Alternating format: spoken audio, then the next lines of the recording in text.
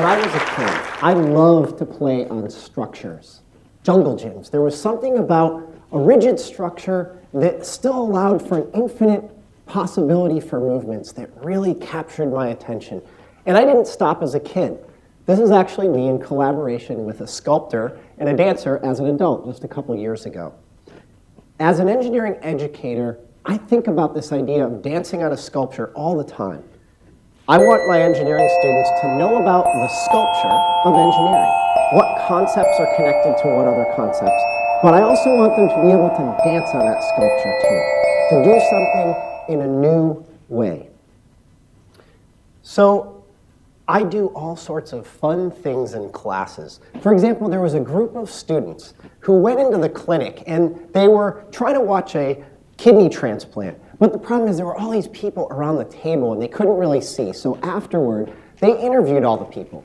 They got to this one nurse and they said, "What do you do?" And she said, "Well, I spend the whole surgery with my hand inside the patient, holding back the liver." They said, "We're engineers. We can do something about that." So they built a kidney retractor. They had learned how to dance on the sculpture of engineering. And in the process, they had freed that nurse up to do something else, and they had freed up some room at the table. Now, every year around graduation day, I get this weird feeling. Have I taught my students enough? Are they ready for a 40-plus year career as engineers? And I ask that question because my father just finished a 40-plus year career in engineering. And I've seen an unbelievable number of changes, and I know he has too in the discipline. It's not that rigid thing that we teach in our classes. It changes, it morphs, it warps. It's like a biological organism that's communicating with its environment. And so the question is, how can I teach my students that?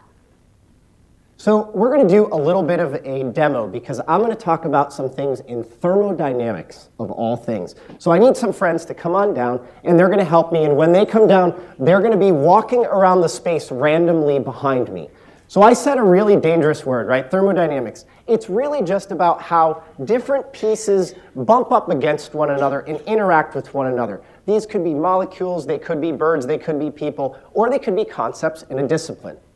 Now, in a gas state, everything is sort of bumping up against one another, rubbing up against one another. There's an infinite possibility of different recombinations. This is the heart and root of the way things happen creatively and flexibility. But the problem is if something is discovered, it can't be repeated or captured. So we need to add a little bit to this to solidify things. So I want you all to follow another person with your eyes. Don't actually follow them, just know where they are. And now pick a second person and follow them with your eyes. When I clap my hands, you're going to make an equilateral triangle with this person. Ready? Go. So what they're doing right now is they're searching for, in thermodynamics, what would be called the minimum equilibrium, and they're going to crystallize into a structure. This is the kind of stuff that we teach in our classes. This crystallized structure, it's easy to communicate, it's very efficient, it's great at executing things if these were all concepts or processes in a discipline. But there's a dilemma here. Do you want the crystal or do you want the gas, right? So how do you exist somewhere in the middle? Now, according to the second law of thermodynamics, you're going to fall into one of these two equilibrium states. So how do we become far from equilibrium? And again, biology has a bit of an answer, and that is to open up the system. So we're going to do that and simulate this in the game. When I tap you on the shoulder, you're going to take a step, or 3 steps, in any direction you want, and then everyone else has to react to that. So this sets in motion the system again, and it'll try to find its own equilibrium again. But again, if the system brings in more energy, sometimes it absorbs, other times it doesn't. What will happen here is that this system can now mimic the outside world. If there's lots of things coming in, lots of randomness in the environment, it becomes very crystal-like, whereas if it's only every once in a while, it'll begin to crystallize again. It's called self-organized criticality. Again, it's more about thermodynamics. So thank you all very, very much. I know, it's a fun game to play. So crystals and gases. But I want my students to see how to actually change their field. It's not enough to just dance on the structure. They need to be able to change it, warp it, and modify as they go, as they're dancing on it. So how does that happen? Well, one possibility is to go out and find something in another field and bring it into your own. I teach a product design class. And in that class, I want my students to see a product as more than just a technical gadget. So they learn about the marketing and the intellectual property and the sales and distribution, as well as the ethics of their product and the sociocultural impact. But the problem is that they go out and they get all this information and it's very gas-like.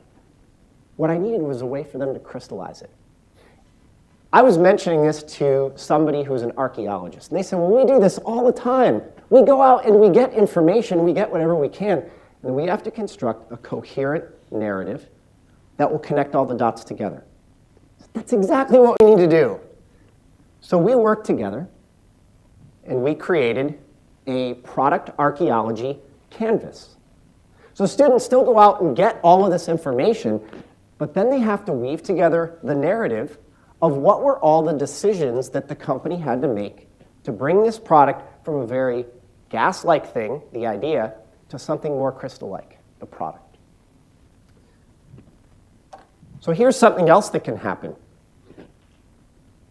You can view the field that you're in, the discipline you're in my case, engineering, as not rigid.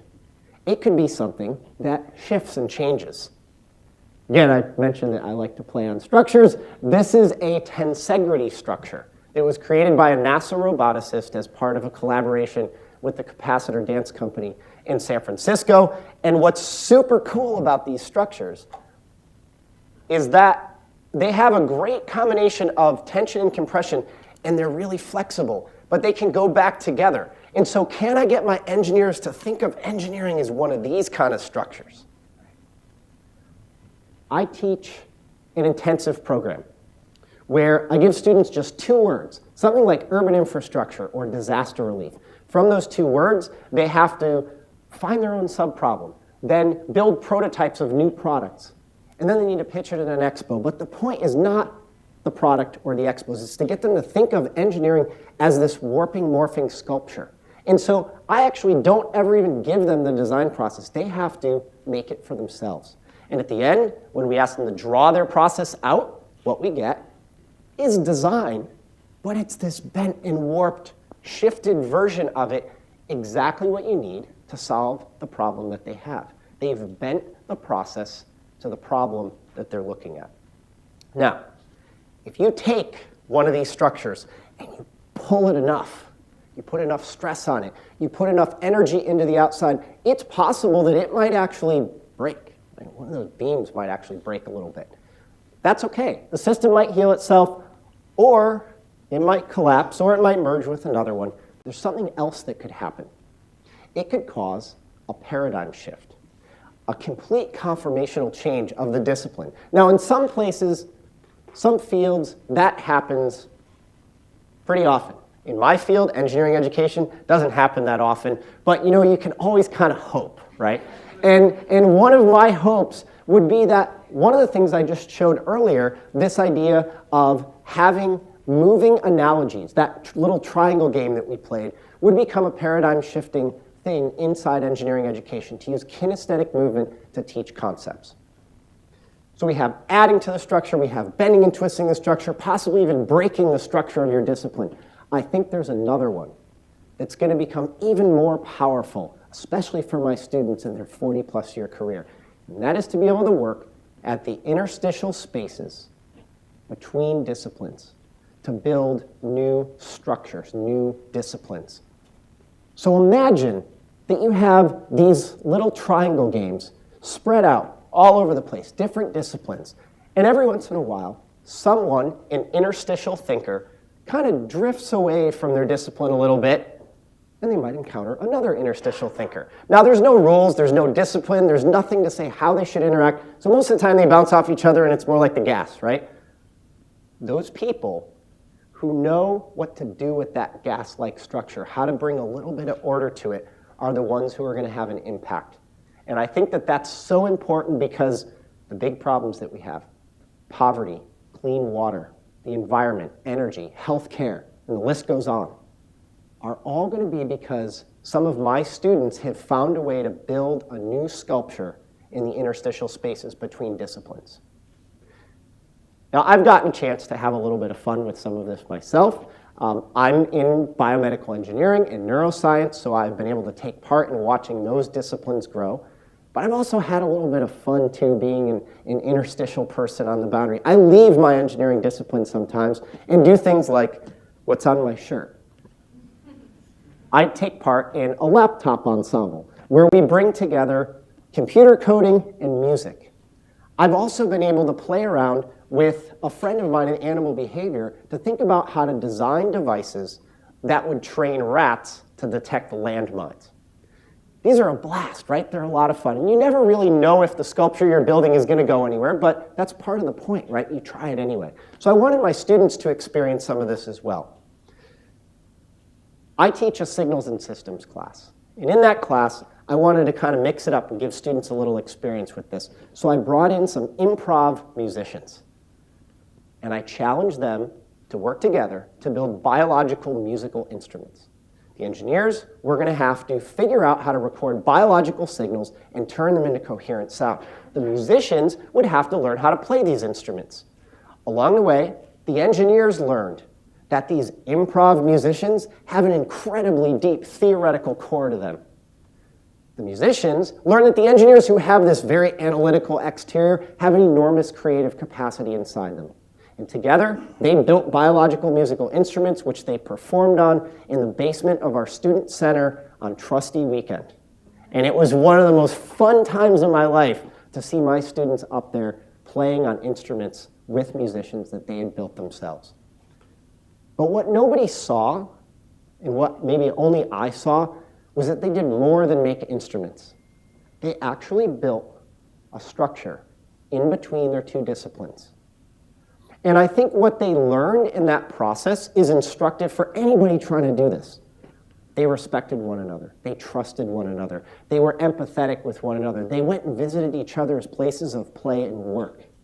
They built lots of prototypes. They failed. They disagreed. There was tension.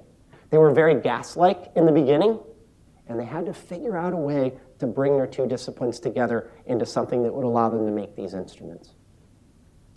So far, everything I've been saying is about my students and their 40-plus year career, which I think is great, and I think it's very true.